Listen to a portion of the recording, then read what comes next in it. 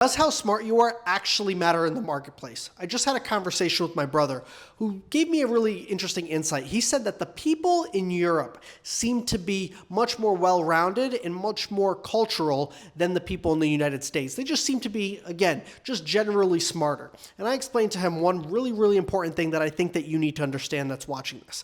And it's that the marketplace does not care about how smart you are or how much you generally know about something. The marketplace cares about one thing.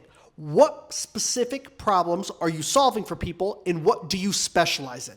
It is not a general marketplace. It's a marketplace of specialty. What is your specialty? What do you know better than anybody else? And I'm going to give you some real life examples. A general doctor makes $208,000 on average, right? You would think that's a good amount of salary. Now, a doctor that specializes in knees, right? A knee specialist, torn ACLs, torn MCLs. This doctor knows how to repair this, and this doctor specializes in this one particular problem, and you go to this doctor for this specific thing.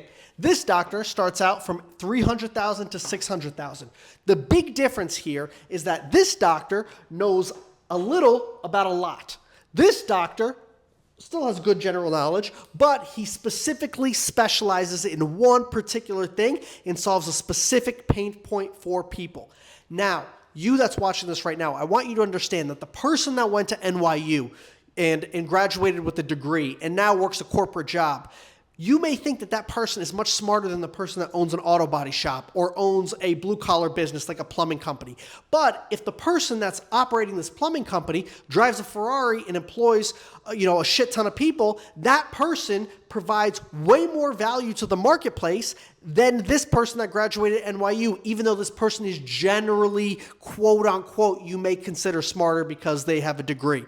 That's what I want you to realize. At the end of the day, nobody cares about how smart you are, and that's just pseudo-intellectual bullshit. What people care about is what do you specialize in and what value do you provide to the marketplace, and ultimately, how wealthy are you going to become?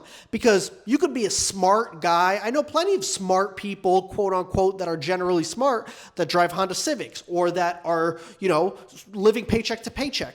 But how many people do you know that are specialists, that are really fucking good at their job, that aren't successful? And so that's the big takeaway that I want you to take away from this video, is that become a specialist. And maybe that means niching down even more than what you're currently doing. But the question is, how do you find your niche, right? And so I'm going to give you a few examples. Number one, you have to be passionate about what it is that you're doing. You have to be passionate about the problem that you're solving, right? That is ultimately the big thing. It's like, do you care about the problem that you're solving? You understand that when you go to a Dr. A and maybe Dr. B, that Dr. A, for example, he's just not present, right? He doesn't have good bedside manners.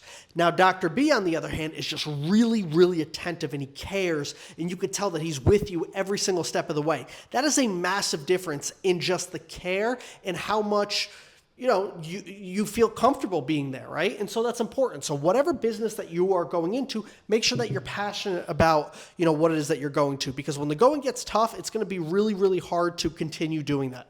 Number two, figure out what problem can you actually solve for people, right? What problem are you solving?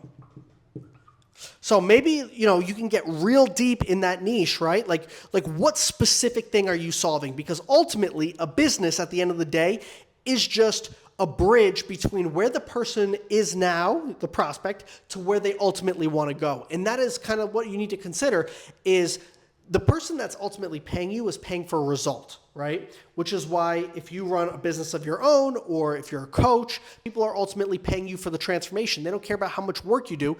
They are ultimately paying you for the thing that you're solving for them. They come to you with a pain point and say, hey, I need to lose 10 pounds.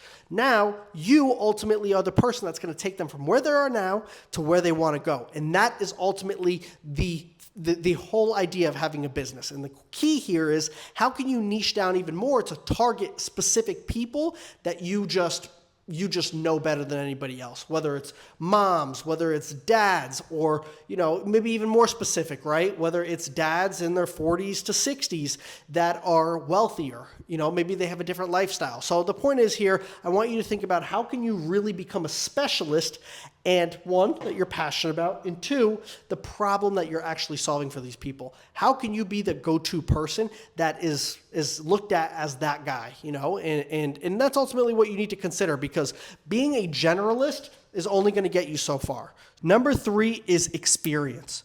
So experience. What kind of experience do you have, right? Like if you are helping, you know, overweight moms lose 10 pounds, are you yourself in shape? Have you done that for other people? Have you done that for free in order to build up to actually having a business? The key here is experience and skill set, and how long will it actually take you to learn that skill set? So again, be passionate about what you're doing.